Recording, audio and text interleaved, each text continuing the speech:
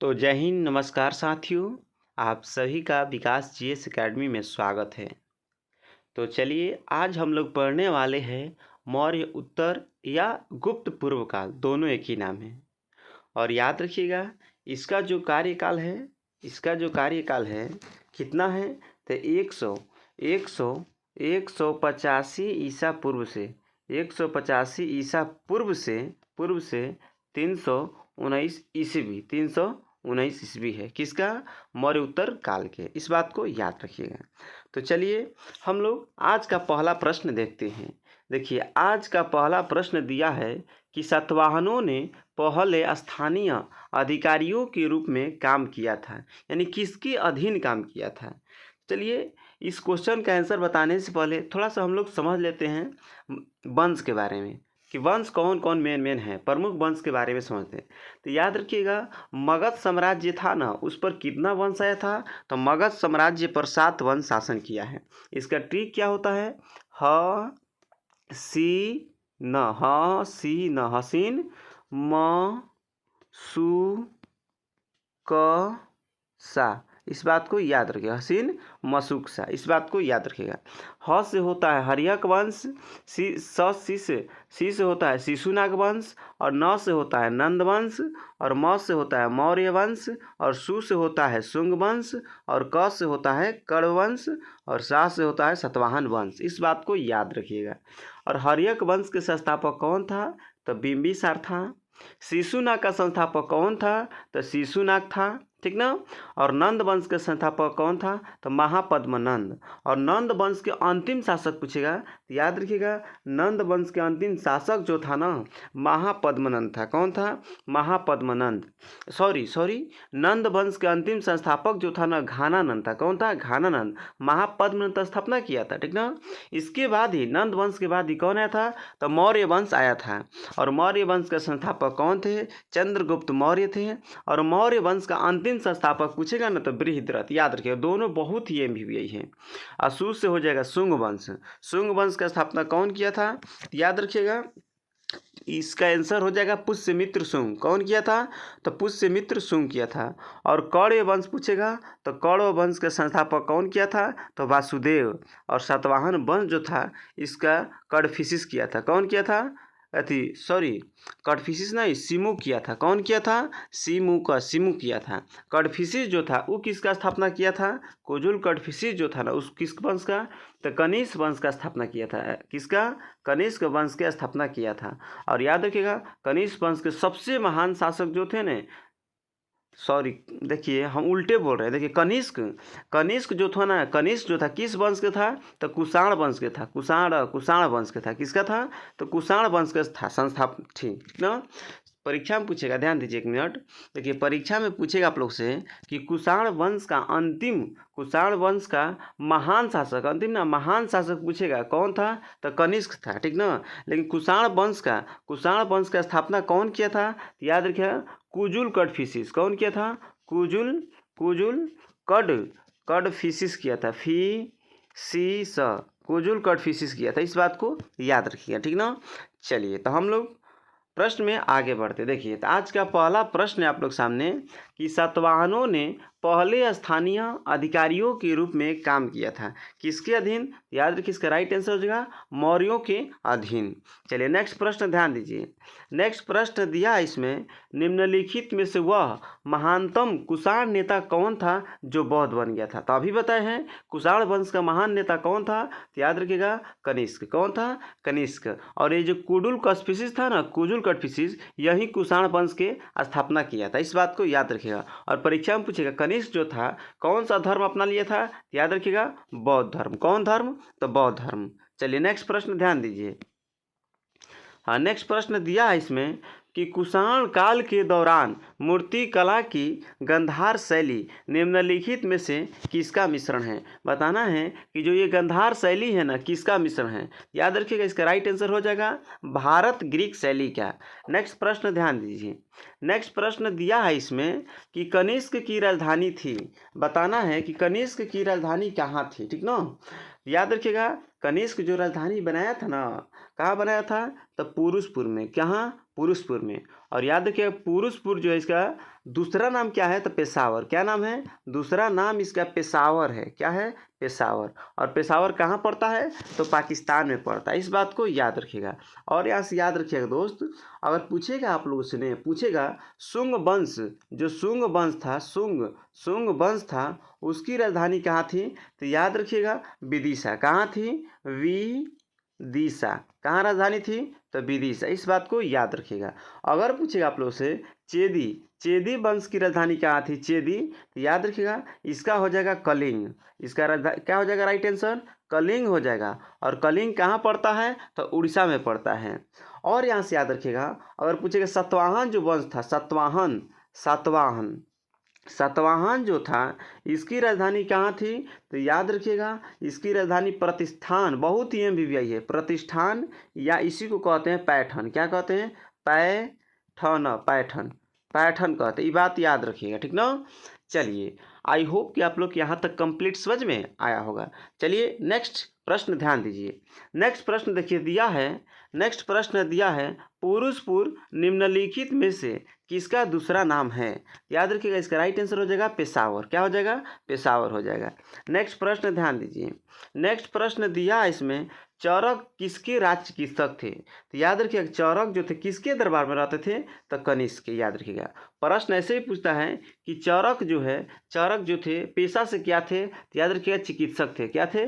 चिकित्सक थे। इस बात को याद रखिएगा। चलिए नेक्स्ट प्रश्न ध्यान दीजिए। चलिए नेक्स्ट प्रश्न दिया इसमें, तक्षशिला के प्रसिद्ध स्थल होने का कारण क्या था? याद रखिएगा जो तक्षशिला था ना, इसका प्रसिद्ध होने का कारण क्या था? गंधार कला। उसमें कौन कला सिखाया जा रहा था? गंधार कला। और याद रखिएगा जो चंद्रगुप्त मौर्य थे ना, किस विश्वविद्यालय में पढ़े थे? तो तक्षशिला ही विश्वविद्यालय में। और विश्व के सबसे प्राचीन विश्वविद्यालय कौन है? तो तक्षशिला ही है। कौन है? तक्षशिला ही। और इसका निर्माण कौन करवाए थे? राजा तक्ष। कौन करवाए थे? राजा तक्ष। चलिए नेक्स्ट प्रश्न ध्यान दीजिए। नेक्स्ट प्रश्न दिया है इसमें कि भारत में सर्वप्रथम स्वर्ण मुद्राएं किसने चलाई? देखिए ये प्रश्न जो आता है ना, बहुत बच्चा गलती करता है। देखिए हम आज इसको क्लियर कर दे रहे हैं, ठीक ना। देखिए अगर पूछेगा आप लोग से कि भारत में सर्वप्रथम सोना का सिक्का कौन चलाया था? सोना का सिक्का यानी स्वर्ण मतलब क्या होता है? सोना। तो याद रखिए हिंद यूनानी होगा। क्या होगा? हिंद यूनानी हो जाएगा। हिंद यूनानी, ठीक ना, याद रखिएगा, ठीक ना।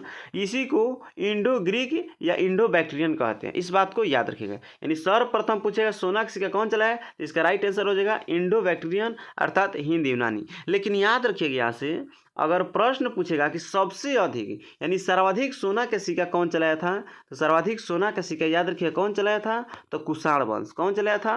कुषाण वंश वाला चलाया था, ठीक ना। याद रखिएगा कौन चलाया था? कुषाण वंश। इस बात को याद रखिएगा। और यहाँ से याद रखिएगा जो स्वर्ण होता है, सोना होता है, सोना का संकेत AU होता है। और इसका एटॉमिक नंबर जो होता है ना 79 होता है। 79 होता है। इस बात को याद रखिएगा। चलिए नेक्स्ट प्रश्न ध्यान दीजिए। नेक्स्ट प्रश्न दिया है इसमें, किस संग्रहालय में कुषाणकालीन मूर्तियों का संग्रह अधिक मात्रा में है? किस संग्रहालय में कुषाणकालीन मूर्तियों का संग्रह अधिक मात्रा में है? याद रखिएगा मथुरा संग्रहालय में। इसका राइट आंसर क्या हो जाएगा? मथुरा संग्रहालय में। नेक्स्ट प्रश्न ध्यान दीजिए। नेक्स्ट प्रश्न दिया है इसमें, निम्नलिखित में किसने सोने के सर्वाधिक शुद्ध सिक्का जारी किया था? देखिए आ गया ना प्रश्न। अभी बताया अगर पूछे सोना के सिक्का सर्वप्रथम कौन जारी किया था, तो हिंद यूनानी हो जाएगा। लेकिन सर्वाधिक शुद्ध सोने के सिक्का कौन जारी किया था? इसका राइट आंसर लगाइएगा कुषाण। कौन जारी किया था? कुषाण। देखिए इंडो बैक्टीरियन भी दिया है, बहुत सारा बच्चे इसी पर टिक लगाता है, जबकि गलत हो जाएगा, ठीक ना। ये बात याद रखिएगा। चलिए नेक्स्ट प्रश्न ध्यान दीजिए।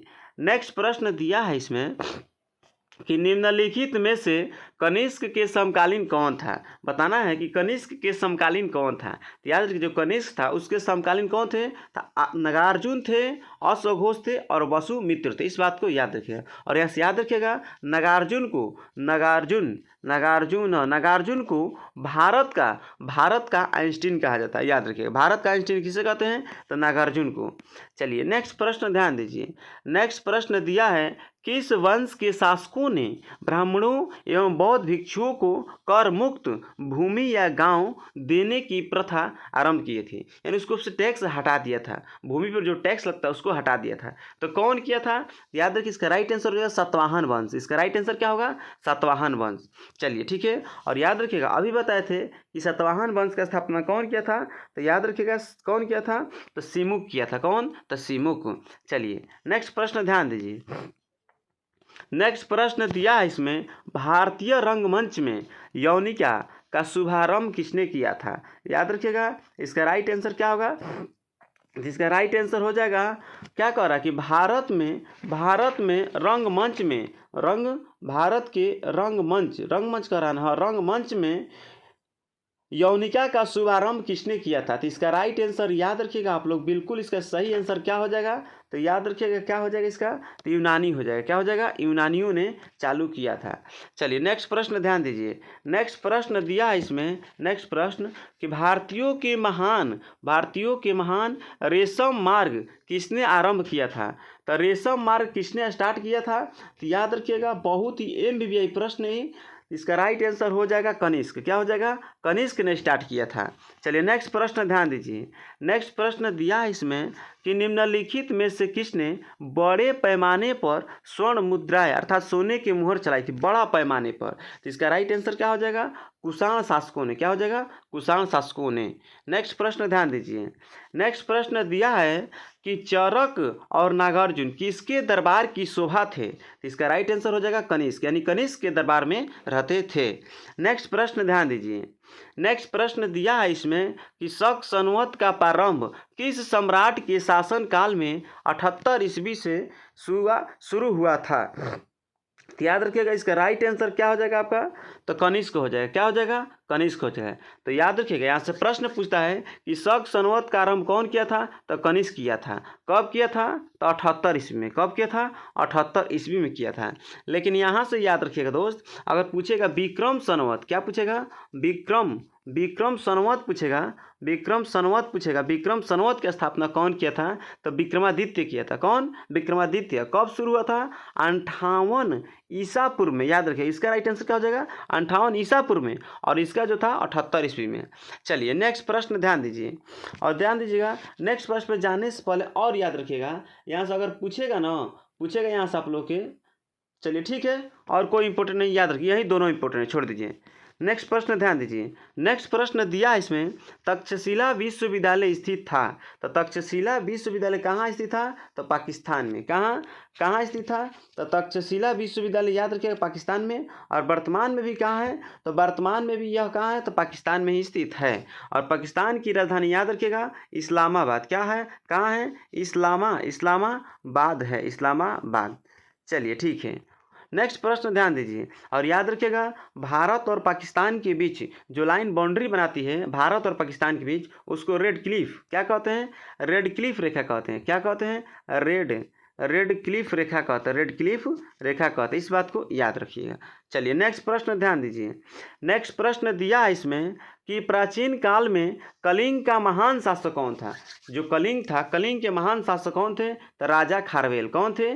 खारवेल थे। और कलिंग कहाँ पड़ता है? तो उड़ीसा में। इस बात को याद रखिएगा। और यहाँ से याद रखिएगा मोस्ट इंपोर्टेंट क्वेश्चन है, परीक्षा में पूछता है कि हाथी गुफा अभिलेख की स्थापना कौन किया था? याद रखिएगा कलिंग नरवेश खारवेल ही किए थे। चलिए नेक्स्ट प्रश्न ध्यान दीजिए। नेक्स्ट प्रश्न दिया है इसमें कि कुषाण काल में सबसे अधिक विकास किस क्षेत्र में हुआ था? जो कुषाण काल था वो किस क्षेत्र में विकास किया था? तो वास्तुकला में। किसमें? वास्तुकला में।